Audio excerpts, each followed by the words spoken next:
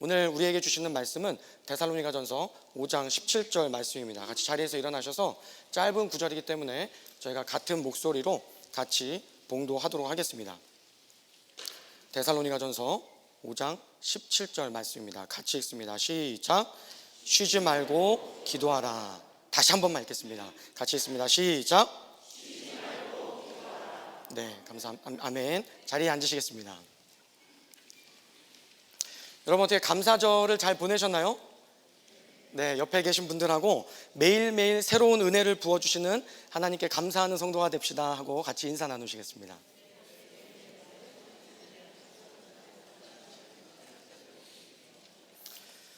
네, 저는 감사절을 보내면서 한국에 혼자 계시는 저희 어머니가 생각이 났습니다.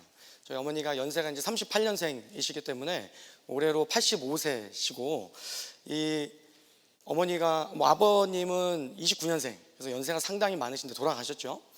그래서 한국의 근현대사를 온몸으로 받아내신 분들을 제가 이렇게 옆에서 뵈면은 괜히 마음이 짠하고 항상 저희 어머니, 아버지가 이렇게 생각이 납니다.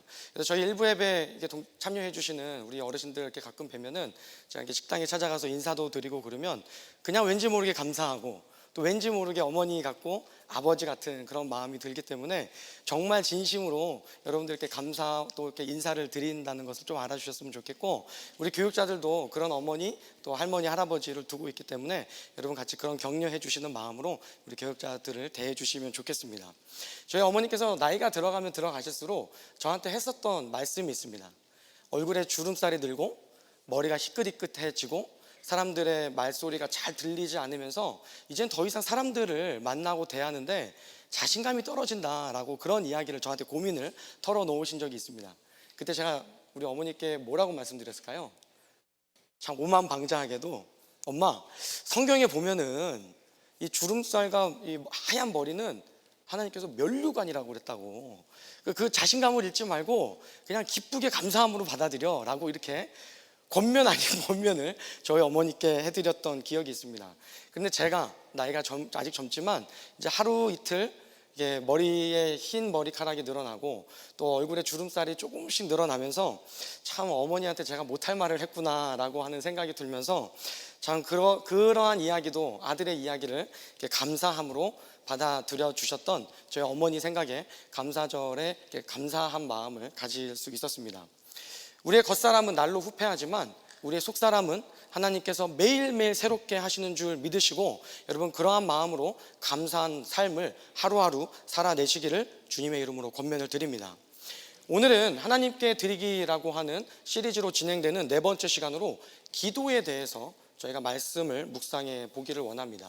저는 기도라고 하면은 직간접적으로 몇 가지 에피소드들이 있는데 오늘 다 소개해 드릴 수는 없고 간단하게 두 가지의 기억을 하나 여러분들과 나누기를 원하는데, 첫 번째는 금요 기도회에 제가 어릴 때 자라던 교회에서 꼭 술만 마시면 교회에 나와서 예배에 참석하는 형님이 한 분이 있었습니다.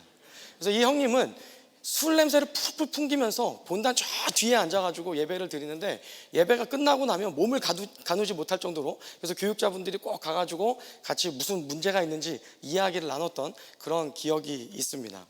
두 번째는 저는 사찰 집사님 아들로 교회에서 이제 태어나서 또 교회에서 먹고 자고 하는 것이 주로 제 일이었기 때문에 새벽 기도 때가 되면은 주로 이제 교회에서 자다가 새벽 기도를 드리는데 새벽 기도에서 못 일어날 때가 있죠. 그러면 항상 새벽 기도 드리는 지하 예배실, 기도실에 항상 가운데에 이불을 펴놓고 잠자는 아이가 있는데 그게 바로 저였습니다. 그래서 기도하면은 이렇게 참 어떤 분들은 기도를 열심히 했다, 나무 뿌리를 뽑을 정도로 기도를 했다, 이런 생각이 또 나실 수도 있지만 저는 기도에 대해서 생각을 하다 보면은 어릴 때에 참 다양한 사건들이 있었구나라는 그런 생각을 한번 해보게 됩니다. 이런 이야기를 또 드리면 어떤 분들은 또 나가시다가 이지성 목사가 술 먹고 본당에 누워가지고 기도를 했다더라 또 이렇게 생각하시는 분들이 계실 수 있는데 전혀 그것이 아니고 오해하지 않으셨으면 좋겠습니다. 여러분 기도하십니까? 오늘 말씀은 항상 기도하라 라고 이야기를 하고 있는데 여러분 기도를 하시면 얼마나 기도를 하시나요? 우리가 기도를 하지 않는 것보다 기도를 하는 것이 우리의 영적인 습관을 형성하는 데 더 유익이 있고, 또 우리의 진심이 담겨진 기도라고 한다면 그 기도는 조금 짧은 것보다는 그래도 길게 하는 기도가 우리의 영적인 습관과 또 생활 습관을 형성하는 데 더 유익이 있다라고 생각을 합니다. 성경도 성도의 신앙생활에 있어서 기도가 아주 중요하다라는 것을 여러 군데에서 이야기를 하고 있는데, 특별히 복음서의 기자들은 예수님께서 습관을 따라 기도하러 가셨다, 제자들을 선정하기에 앞서서 기도하셨다라고 하는 이야기들을 소개하고 있습니다. 오늘 본문 말씀도 바울이 데살로니가 성도들에게 말하기를 항상 기도하라, 끊임없이 기도하라 라고 하는 권면의 이야기를 바울이 데살로니가 성도들에게 해주고 있고, 오늘 그 글을 읽는 저희들 역시도 항상 기도하고 끊임없이 기도할 것에 대해서 말씀을 통해서 권면을 받고 있습니다. 이처럼 성도의 신앙생활과 기도는 뗄래야 뗄 수 없는 그런 아주 밀접한 관계를 가지고 있고, 기도는 말 그대로 성도의 기본입니다. 그렇다면 여러분, 기도는 무엇일까요? 다시 한번 질문 드립니다. 그렇다면 기도는 무엇일까요? 보통 기도를 하나님과의 대화다, 또는 기도는 호흡이다, 이렇게 표현을 하곤 합니다. 그런데 정작 우리가 기도하는 우리 기도의 문화를 잘 살펴보게 되면 이러한 간단한 정의에도 미치지 못하는 기도의 모습을 볼 때가 많이 있습니다. 만약 기도가 하나님과의 대화라면 일방적으로 무엇을 달라고만 요청하고 강구하는 기도는 건강한 대화의 모습과는 조금 거리가 멀어 보이기도 합니다.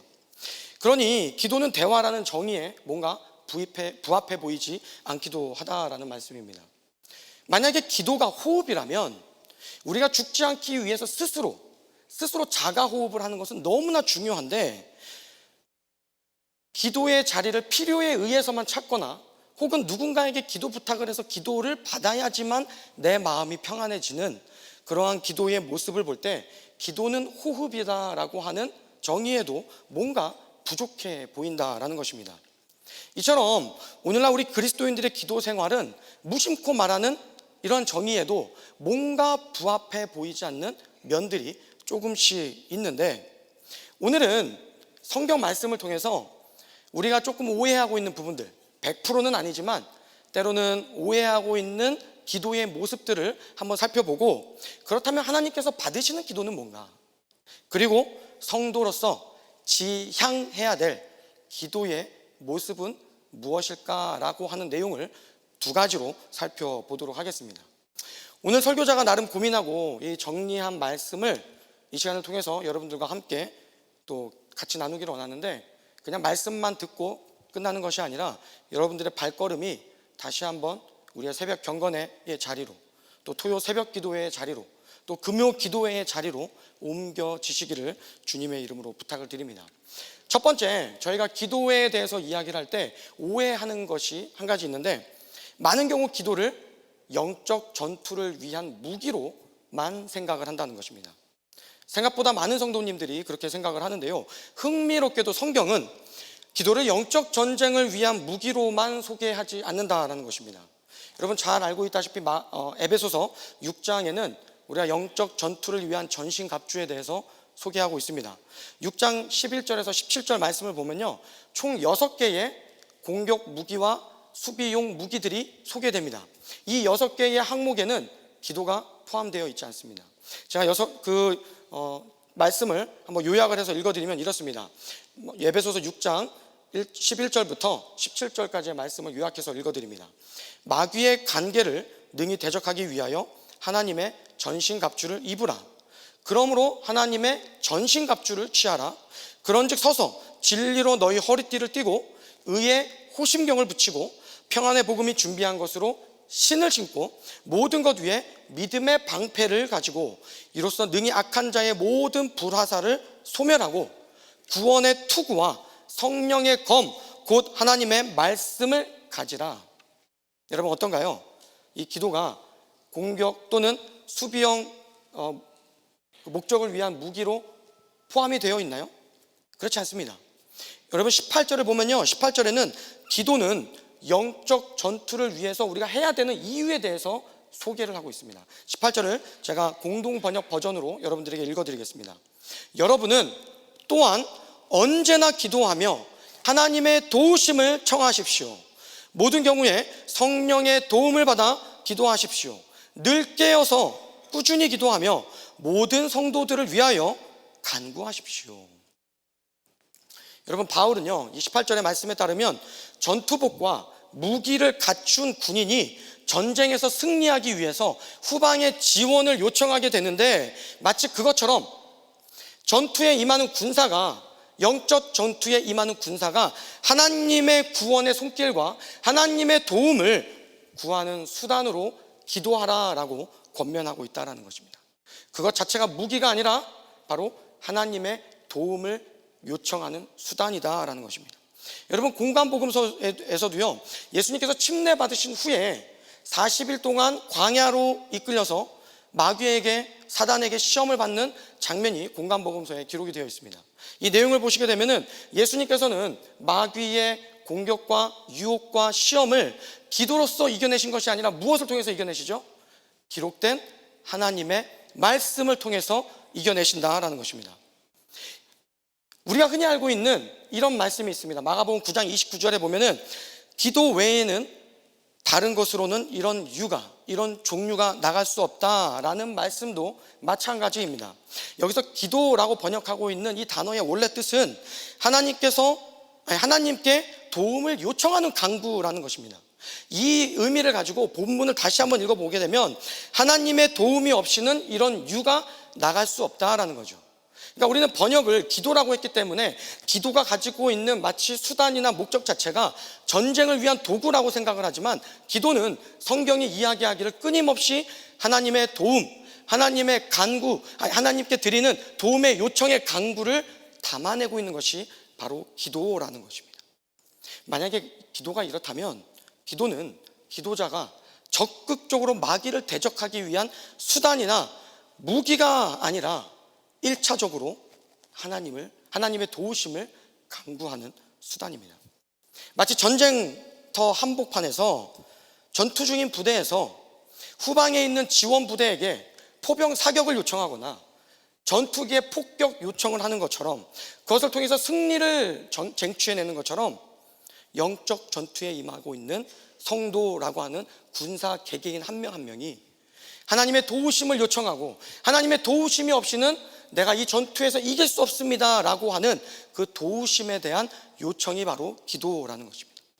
이렇게 기도가 하나님의 도우심을 요청하는 것이라면, 우선적으로 기도는 나의 연약함을 인정하고 승리는 내 능력에서 비롯되는 것이 아니라 오롯이 하나님의 능력으로부터 나온다라고 하는 것을 선언하는 것이 바로 기도입니다. 이것이 바로 기도입니다.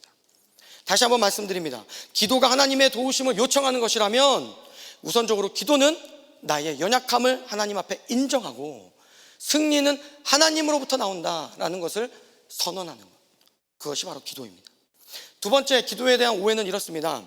물질이나 시간, 열정을 많이 투자한 기도는 뜨거운 기도이고, 그 기도는 성경적이며 그러한 기도는 하나님이 기뻐 받으신다라고 생각하는 경향이 많은 성도님들 안에 알게 모르게 자리 잡혀 있습니다.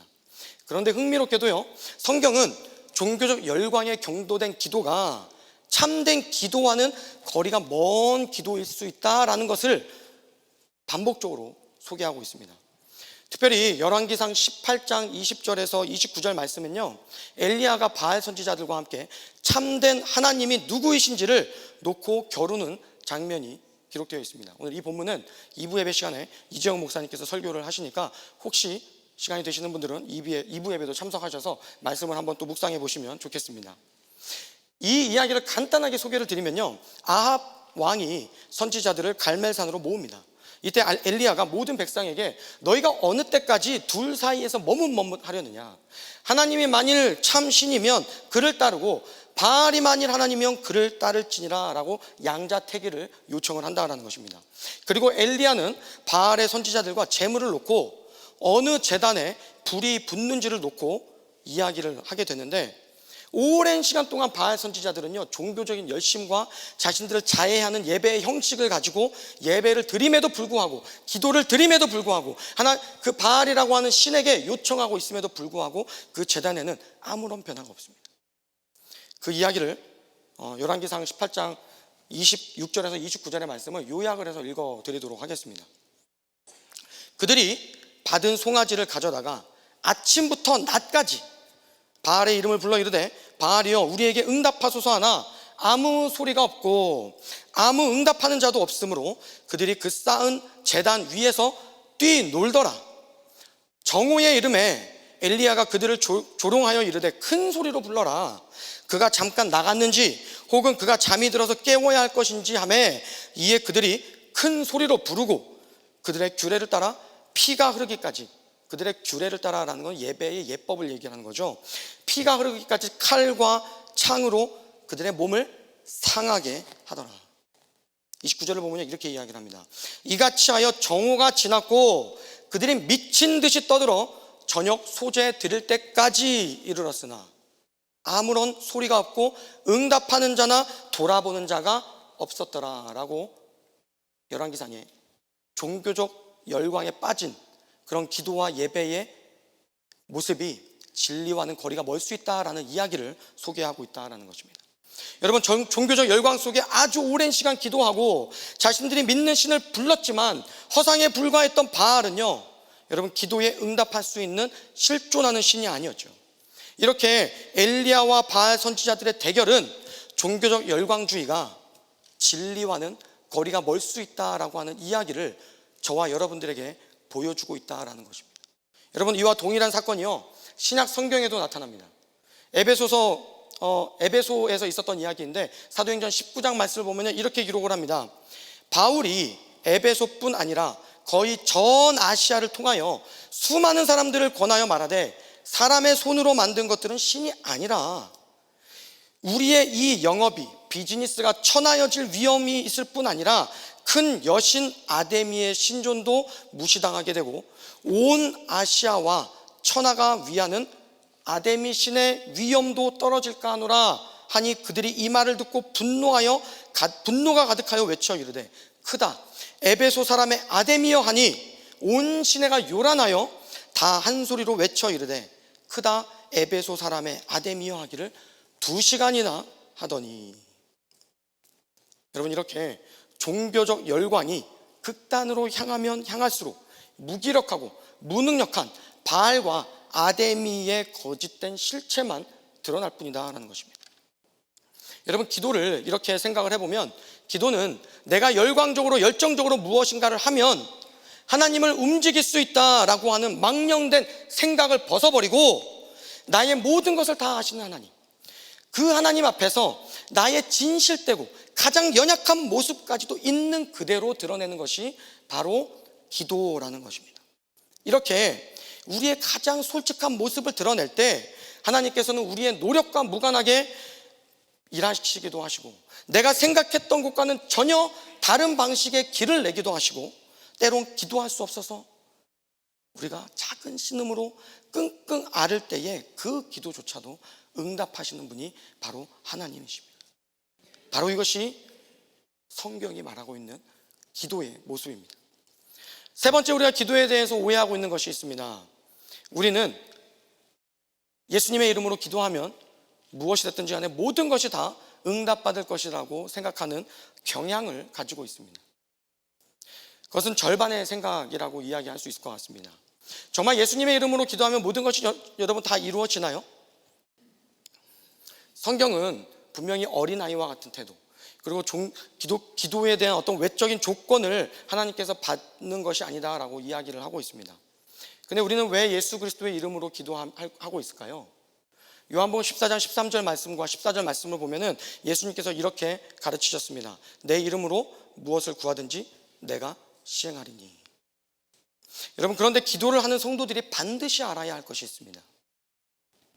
그것은 하나님께서 반드시 모든 기도를 들으시는 것이 아니라는 사실입니다. 어떤 분들에게는 이 사실이 충격적일 수 있을지 모르겠지만 그 이유를 여러분들에게 말씀을 드리도록 하겠습니다.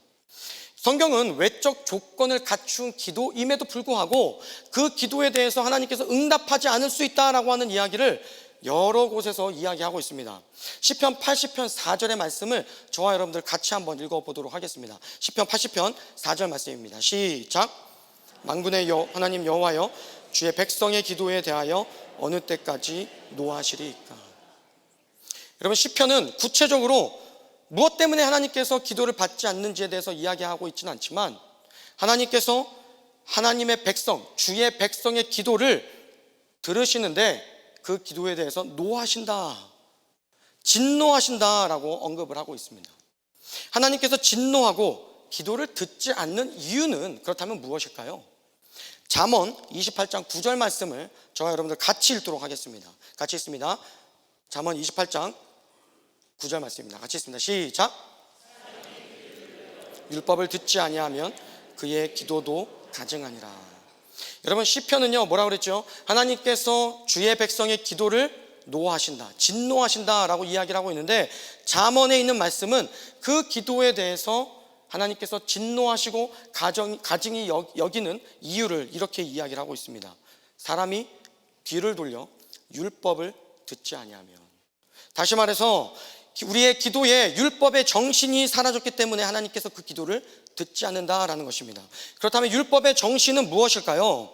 바로 이웃을 사랑하고 하나님을 사랑하는 모든 선지서와 율법의 가장 큰 계명이 우리의 기도 가운데 사라져버리고 나의 개인적인 유익만 추구하는 것이 우리의 기도가 되고 있기 때문에 이스라엘 백성들에게도 그렇고 초대 교회에게도 그렇고 우리에게도 마찬가지로 하나님께서는 그 기도에 응답하지 않을 수 있다라고 하는 메시지를 주고 있다는 것입니다. 이사야서 1장 15절에서 17절 말씀은요 그 내용에 대해서 이렇게 소개를 하고 있습니다. 제가 읽어드리도록 하겠습니다. 이사야서 1장 15절 17절 말씀입니다. 너희가 손을 펼 때에 내가 내 눈을 너희에게서 가리고 너희가 많이 기도할지라도 내가 듣지 아니하리니 이는 너희의 손에 피가 가득함이니라. 너희는 스스로 씻으며 스스로 깨끗하게 하여 내 목전에서 너희의 악한 행실을 버리며 행악을 그치고 선행을 배우며 정의를 구하며 학대받는 자를 도우며 고아를 위하여 신원하며 과부를 위하여 변호하라 하셨느니라. 아멘. 이렇게 성경은요 하나님이 받지 않는 기도에 대해서 분명하게 이야기를 합니다. 왜 하나님께서 기도를 받지 않으셨죠? 바로 율법 정신에서 떠났기 때문입니다. 그 율법 정신은 무엇이죠? 바로 하나님의 나라와 무관한 기도, 하나님이 원하시는 가치와는 무관한 기도에 대해서는 하나님께서 침묵하실 수 있다는 것입니다. 그렇게 놓고 보면 기도는 우리가 하나님의 뜻, 하나님 나라의 가치와 무관한 것을 무조건적으로 달라고 떼쓰는 것이 아니라 하나님의 말씀을 평소에 읽으면서 그 말씀 속에 심겨진 하나님 나라의 가치가 무엇이고 하나님이 말씀하시는 율법의 정신이 무엇인지를 묵상하는 시간이 바로 기도가 된다라는 것입니다. 그냥 무념무상의 상태로 정신을 놓고 있는 것이 아니라 매일매일 우리의 삶 가운데 차곡차곡 쌓여져 있는 그 말씀이 우리의 기도 시간을 만날 때에 그것을 통해서 하나님께서 무슨 삶을 원하시는지, 어떻게 우리가 삶의 발걸음을 걸어가길 원하시는지를 우리 안에 말씀을 통해서 말씀하시기 시작하는데 그것이 바로 기도의 과정이라는 것입니다. 이렇게 기록된 하나님의 말씀을 읽고 그 말씀이 나의 마음 가운데 말씀하시도록 하면 우리의 삶의 우선순위가 바뀌게 되죠. 우리가 바라보는 문제의 가치관이 바뀌게 됩니다. 그렇게 되면요 내 삶에 일어나는 문제를 바라보는 시각과 관점이 완전히 바뀌게 된다는 것입니다. 이것이 바로 기도입니다. 여러분, 이 세 가지의 기도에 대한 오해를 통해서 살펴본 내용을 정리하면 이렇습니다. 여러분, 지금까지 들은 내용을 까먹으셔도 되지만 정리해드리는 이 부분은 꼭 기도하시기를 부탁드립니다. 첫 번째, 기도는 하나님의 도우심을 구하는 수단이다. 두 번째, 기도는 내가 무엇인가를 했다가 아니라 나는 아무것도 할 수 없는 존재입니다 라고 하는 것을 하나님 앞에서 마주하는 시간이다. 세 번째, 기도는 율법 정신, 즉 하나님 나라 사랑과 하나님 사랑과 이웃 사랑이라고 하는 하나님 나라의 가치가 내 일상 속에서 회복되기를 간구하는 것이다. 다시 한번 말씀드립니다. 다시 한번 말씀드리는 이유는 중요하기 때문에 그렇습니다. 첫 번째, 기도는 하나님의 도우심을 간구하는 수단이다. 두 번째, 기도는 내가 무엇인가를 할 수 있다 했다가 아니라 나는 아무것도 할 수 없는 무능한 존재입니다를 하나님의 말씀 앞에서 목격하는 시간이다. 세 번째, 기도는 율법 정신, 즉 하나님 사랑과 이웃 사랑이라고 하는 하나님 나라의 가치를 내 일상 속에서 회복되기를 원합니다 라고 하나님께 간구하는 시간이다. 이게 바로 기도라는 것입니다. 그러면요, 저희가 어떤 기도를 추구해야 될까요? 어떤 기도를 성도들이라면 지향해서 살아가야 될까요? 첫 번째 우리가 추구해야 될 기도의 모습은 바로 하나님의 뜻에 순종하는 기도입니다. 기도를 두 가지로 말씀을 드릴 텐데, 이 기도를 훈련의 과정으로 여러분들에게 말씀을 드리고 싶습니다. 이 훈련의 과정이라고 말씀을 드리는 이유는 기도를 잘하는 사람, 못하는 사람이 따로 있는 것이 아니라, 기도는 모든 그리스도인들이 훈련을 통해서 우리가 하나님의 뜻이 무엇인지 구분을 해야 되는 과정이라는 것입니다. 첫 번째 다시 한번 말씀드리면요, 하나님께 우리가 드리는 그 기도의 모습은요, 하나님의 뜻에 순종하는 기도를 추구해야 된다는 것입니다. 기도는요, 하나님의 뜻에 순종해 나아가는, 나를 내려놓고 하나님의 뜻에 나를 맞춰 나아가는 훈련의 과정입니다. 기도는 성도로서 일상을 살아가기 위해서 이것도 필요합니다, 저것도 필요합니다, 주님 나를 도와주십시오 라고 간청하고 요청하는 이런 것들도 포함이 되지만, 기도는 거국적으로 하나님의 뜻이 무엇인지 분별하고 그것에 바로 나를 맞춰 나아가는 과정입니다. 여러분, 이와 같은 훈련 과정 중에 중요한 게 뭐죠? 바로 그동안 읽어왔던 하나님의 말씀을 반추하면서 나를 돌아보고 나의 모습을 반성하는 과정이 이 기도 안에 포함되어야 된다는 것입니다. 그런 관점에서 보면요, 여러분, 기도는요, 하나님의 음성 듣기입니다. 근데 하나님의 음성을 듣는다는 것이 하나님의 육성이 우리 귀에 들리는 것일까요? 그런 것이 아니죠. 하나님의 음성을 귀로 직접 듣는 것이 아니라 우리 마음의 말씀을 통해서 주시는 울림을 듣는 것입니다. 그런데 문제는요, 우리가 말씀 읽기가 우리 삶 가운데 훈련되어 있지 않고 말씀이 우리 삶 가운데 전제되어 있지 않으면요, 그 울림이, 말씀을 통해서 우리 마음 가운데 울리는 울림이 없다라는 것이죠. 잘못된 울림을 우리가 들으면서 하나님이 나에게 말씀하셨다라고 착각하는 일들이 우리 삶 가운데 반복적으로 일어날 수 있습니다. 이와 같이 하나님의 뜻과 하나님의 생각에 순종하는 대표적인 기도가 신약 성경에 기록되어 있습니다. 바로 겟세마네 동산에서 예수님께서 아버지 되신 하나님께 올렸던 기도입니다. 요약을 해서 말씀드리면 이렇습니다. 예수님께서는 총 3번 기도를 하십니다. 마태복음 26장 36절에서 46절의 말씀인데 제가 읽어드리도록 하겠습니다. 39절부터 44절까지에 나타나는 3번의 기도만 읽어드립니다. 39절입니다. 내 아버지여, 만일 할만하시거든 이 잔을 내게서 지나가게 하옵소서. 그러나 나의 원대로 마옵시고 아버지의 원대로 하옵소서 하시고, 42절입니다. 아버지여, 만일 내가 마시지 않고는 이 잔이 내게서 지나갈 수 없거든 아버지의 원대로 되기를 원하나이다 하시고, 44절입니다. 3번째도 같은 말씀으로 기도하시고. 여러분, 예수님의 이 겟세마네 동산에서의 기도는요, 얼마나 전심을 다해서 얼마나 그 간절함을 담아서 기도했는지 마치 땀방울이 핏방울로 바뀌었다라고 성경의 기록자가 그렇게 증언을 하고 있습니다. 여러분, 기도는 시작부터 끝까지 나의 뜻이 아니라 하나님의 뜻에 초점을 맞추는 것입니다. 이 기도를요, 우리 가운데 적용을 한다면 기도는 인간의 정석으로 하나님의 마음을 움직이는 것에 달려있는 것이 아니라 나의 마음을 바꿔서 하나님의 뜻이 무엇인지, 하나님의 뜻에 나의 시각과 나의 마음과 이 모든 것을 맞추는 것, 그것이 바로 기도라는 것입니다. 여러분, 목회자들은요, 강단에 서는 직업이기 때문에 말씀을 준비하다 보면 가끔 잠을 자지 못할 때가 있습니다. 특히 저 같은 부교육자들은 어쩌다 설교를 한 번씩 하기 때문에 한 번 설교를 맡게 되면 거의 며칠 동안 마음에 여러 가지 어려움들이 찾아오곤 합니다. 이 머리에서 사고하는 기능이 끊임없이 작용하고 멈추지 않기 때문에 자다가도 갑자기 말씀이 떠오르고 갑자기 어떤 문구를 이야기해야 되겠다라고 하는 내용들이 떠오릅니다. 그러면 저 같은 경우는 잠자다가 갑자기 눈을 뜨면 카톡을 들고 거기다가 메모를 남기고 잠을 청합니다. 근데 어떨 때는 생각나겠지 하고 잠을 자버리면 영락없이 그 다음날 아침에는 그 전에 무슨 생각을 했었는지 전혀 생각이 나지 않을 때가 종종 있습니다.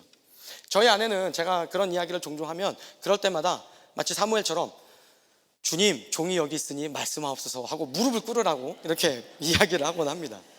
여러분, 이렇게 무릎을 꿇고 나면요, 음성으로 들리지는 않지만 그동안 내가 생각했던, 제가 말씀을 준비하면서 생각했던 주제, 또 그 말씀의 이야기, 또 기도의 내용, 이런 것들이 갑자기 딱 하고 스파크가 일어나면서 뭔가 하나님께서 내게 주시는 그 감동, 울림이 내 안에서 일어나는 현상이 나타납니다.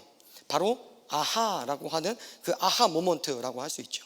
이때 어떤 일이 발생되냐면요, 이 말씀의 의미가 무엇이었는지, 오늘 우리 공동체에 필요한 이야기가 무엇인지, 그리고 이 사안은 하나님께서는 어떻게 바라보시고 어떻게 이 방법대로 이끌어 나아가기를 원하는지에 대해서 깨달아지는 순간이 있습니다. 그것을 바로 저는 여러분들에게 기도응답의 순간이다라고 이야기하고 싶습니다. 끊임없이 말씀을 묵상하고, 끊임없이 하나님의 뜻이 무엇인지 우리의 내면에 있는 생각을 해 우리 마음으로 기도할 때에 어느 순간 하나님께서 그 쌓여진 말씀을 통해서 우리에게 응답하는 것, 그것이 바로 끊임없는 기도 가운데에 우리에게 주시는 하나님의 기도 응답이다라는 것입니다. 그러면요 여러분, 이것으로 이제 끝인가요? 그런 응답을 받았으니까 이제 끝인가요? 하나님의 말씀에 감동하심으로 내 마음에 찾아온 그 기도 응답에 걸맞는 리액션, 순종이 필요하다라는 것입니다.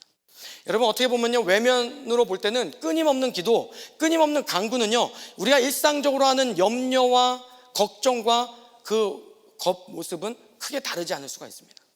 그런데요, 우리가 매일 일상 속에서 기도하고 염려하고 이게 도대체 왜 이런 일이 발생되지라고 걱정하는 그 순간순간이 쌓였을 때에, 그리고 그 쌓여진 그 사건들이 하나님의 말씀과 딱 만나는 순간 우리 마음 가운데 찾아오는 그 울림, 이것에 우리가 어떻게 반응하는지에 따라서 그것이 매일매일의 기도가 될 수도 있고, 그것이 그저 염려와 걱정으로 끝날 수도 있다라는 것입니다. 여러분, 말씀 읽기, 그것이 쌓여서 우리의 염려와 우리의 어려움들을 하나님께 토로하는 그것들이 같이 만날 때에 우리의 문제를 더욱더 선명하게 해주시고, 그 문제를 어떻게 하면 하나님께서 해결하길 원하시는지의 그 방향이 분명하게 드러난다라는 것입니다. 아멘이십니까? 두 번째 우리가 추구해야 될 기도는요, 바로 나의 욕망을 내려놓는 기도입니다. 여러분, 기도는 나 중심성에서 나의 욕망을 내려놓고 하나님 중심성으로 나의 내면을 바꿔가는 훈련입니다. 나의 내면뿐만이 아니라 무엇을 바꿔야 하냐면 나의 삶의 행동까지도 바꾸는 것이 바로 기도 훈련입니다. 어릴 때부터 기도 훈련을 받았거나 신앙생활을 하신 분들은 우리가 기도 뒤에 어떻게 기도를 마무리하는지 여러분 너무나 잘 알 수 있을 것입니다. 우리가 기도를 마무리할 때 어떻게 기도하죠? 예수님의 이름으로 기도했습니다. 우리 아이들과 같이 기도하다 보면요, 앞에 내용은 뭐 아무것도 무슨 말인지 잘 모르겠지만 예수님의 이름으로 기도했습니다는 정말 발걸음을 뛰는 아이들부터 정말 그 옹알이를 하는 그런 느낌으로 잘하는 것을 저희가 볼 수 있습니다. 저희는 왜 예수님의 이름으로 기도할까요? 아까 전에 저희가 살펴본 것처럼 요한복음 14장 13절 14절 말씀에 기록된 대로 예수님의 가르침이기 때문에 그렇죠. 예수님의 가르침을 이렇게 이야기를 하고 있습니다. 요한복음 14장 13절 14절 말씀을 읽어드립니다. 너희는 내 이름으로 무엇을 구하든지 내가 행하리니 이는 아버지로 하여금 아들로 말미암아 영광을 받게 하려 함이라. 내 이름으로 무엇이든지 내게 구하면 내가 행하리라. 아멘. 여러분, 그런데 한번 생각해 보셨으면 좋겠습니다. 모든 기도를 마치고 우리가 예수님의 이름으로 기도할 때에 나의 욕망을 위한 헛된 것을 위해서 기도할 수 있을까요? 하나님 나라의 왕이신 통치자이신 예수, 아들 되신 예수께서 그 통치의 자리를 버리고 이 땅 가운데 낮아지심의 자리로 오셨는데, 그 통치의 방식이 낮아지심이시고 그 낮아지신 자리가 아무도 들어가지 않을 말구유이시고, 그리고 그 낮아지신 자리가 아무도 오르지 않을 범죄자들이나 오를 십자가의 형틀이라면, 그리고 예수님께서 낮아지신 그 자리를 기쁨으로 감당하셨다면, 예수 그리스도를 따르는 하나님의 백성들, 크리스티아노스, 하나님의 민족들, 예수 그리스도의 민족들이라고 할 수 있는 우리 크리스찬들이 나의 욕망을 위해서, 나의 욕구를 위해서 우리가 예수 그리스도의 이름으로 기도할 수 있을까요? 그래서 예수님의 이름으로 기도한다라는 것은요, 내가 드리는 이 기도가 나의 욕망을 추구하는 것이라면 기꺼이 포기하고, 하나님의 나라를 위한 것이라면 어떤 희생이나 포기도 감수하겠습니다 라고 하는 뜻을 담아내는 것이 바로 예수님의 이름으로 기도합니다 라고 하는 고백에 담겨지는 우리의 신앙의 고백이다라는 것입니다. 아멘이십니까? 여러분, 하나님의 뜻에 순종하는 기도, 나의 욕망을 내려놓는 기도를 하려면 무엇이 가장 필요할까요? 말씀을 마치겠습니다. 바로 평소에 말씀 묵상입니다. 하나님의 뜻은요, 기록된 이 66권의 성경 이외에는 어느 곳에도 찾을 수가 없습니다. 물론 자연 세계에, 우주 만물 가운데 하나님의 섭리와 하나님의 운동하심이 나타나기도 하지만 가장 분명하게 나타나는 것은 바로 이 66권의 하나님의 말씀에 기록되어 있다라는 것입니다. 그렇기 때문에요, 기도하시는 분들은 하나님의 말씀을 더 묵상하시고 더 읽으시기 바랍니다. 하나님의 말씀의 의미가 무엇인지 더 기도를 통해서 더 묵상하시기 바랍니다. 혼자서는 그 말씀의 의미를 더 이상 이해하기가 어렵다라고 생각하시면 그 말씀을 묵상하고 나누는 공식적인 자리로 여러분 발걸음을 옮기시기 바랍니다. 여러분, 쉬지 않는 기도와 간구, 이것이 바로 성경 읽기와 만나게 되면요, 그때야 비로소 하나님의 뜻은 선명해집니다. 우리의 방향과 우리가 나아가야 될 방향이 불분명할 때에 우리가 매일매일 기도와 간구와 염려로 하나님께 아뢰는 것 같지만 우리가 읽는 매일매일의 말씀을 통해서 내게 왜 이런 일이 일어나는가? 앞으로 내가 걸어가야 될 방향은 무엇인가? 우리 공동체는 어떤 정체성을 지켜야 할 것인가? 이와 같은 주제들이 우리 가운데 말씀을 통해서 우리의 내면을 통해서 울림이 있고 우리의 삶의 방향까지도 하나님께서 바꾸시고 빚어 나가실 줄 믿으시기 부탁드립니다. 우리 같이 기도하시도록 하겠습니다.